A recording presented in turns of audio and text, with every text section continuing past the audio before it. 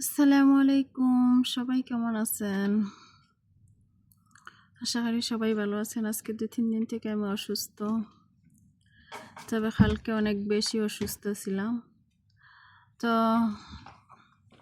কালকে যে বেশি অসুস্থ ছিলাম এই জন্য আমি প্রথমে সকালে কাজে গেছি, পরে দেখি আর হাঁটতে পারি না।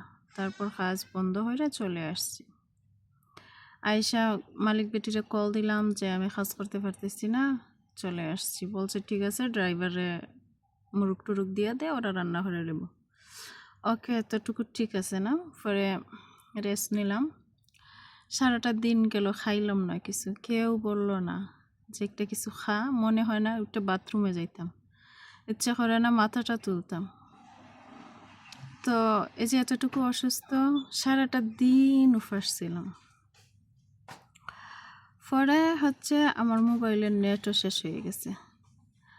তো আমার টাকা দিয়ে নেট ঢুকামো, তো আমি এখন ড্রাইভারে গিয়ে তো গাড়ি দিয়ে নেট ঢুকাই আনতে হবে, তো বেটিরে বলতে হয়। তো আমি বেটিরে বললাম কল দিয়া যে আমার নেট শেষ হয়ে গেছে, এখন নেট ঢুকাইতাম ড্রাইভার রাখো। কত তো তুই তো অসুস্থ, তুই নেট দিয়ে কিতা করতে? অসুস্থ হইলেই তো নেটের দরকার, বাড়িতে তো যোগাযোগ করতে হবে না? কিন্তু এই যে তোর আজকে কাজ নাই, তুই নেট দিয়ে কিতা করবে? তুই শুয়ে আছিস, শুয়েই থাক। কি বলবো, দুঃখ করার কিছু নাই। এটার নাম প্রবাসী। আল্লাহ আল্লাহ যে মানুষটা কেন গরিব বানাইলো, টাকা পয়সার এত প্রয়োজনে মানুষ কতটা যে কষ্ট করতে হয় তা তো বুঝতেই পারতেছি।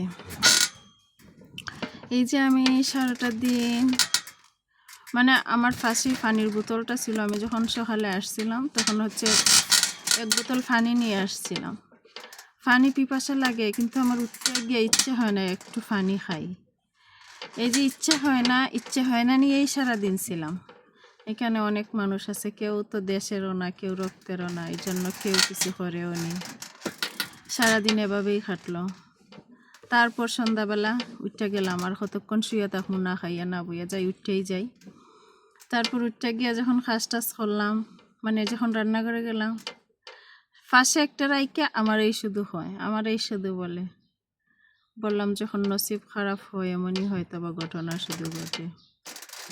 কি করবো, রাত 12টা অবধি কাজ করলাম, 11:30 অবধি কাজ টাজ কইরা তখন খাওয়া দাওয়া কইরা তারপরে ওষুধ খাই আইয়া বিছানায় শুইলাম।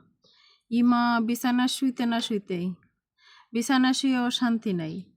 এইখানে একজনে কাপড় দেবে, একজনে গোসল করবে, বকর বকর করবে, একজনে ফোনে কথা বলবে, কোনো দিকে শান্তি নেই। মনে হচ্ছে যেন জীবনের সব শান্তি উদাও হয়ে গেছে। তারপরে আবার বম সাইলেন্স শুরু হয়েছে। 3টা মোবাইলে বাজনা বাজতেছে, ওদের মোবাইলেও বাজনা বাজতেছে। তো কি করব, ঘুমানো, অসুস্থ শরীর নিয়ে আজ একটু ঘুমামো শান্তিতে, এতটুকুও নাই। পরে কি করব, এই সব টেনশন করতে করতে ভাবলাম যে নসিবটা যখন খারাপ হয় সব দিকেই এমন হয়, আর নসিব ভালো হইলে সবই ভালো হয়। এটাই শেষমেশ বুঝলাম। এভাবেই রাত কাটলো। সকালে আর ভাবলাম যে আর রেস্টের মাইরে আব্বা।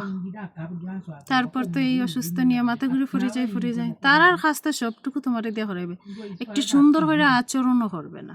এটার নাম প্রবাস, আর এটা গরিবের জীবন।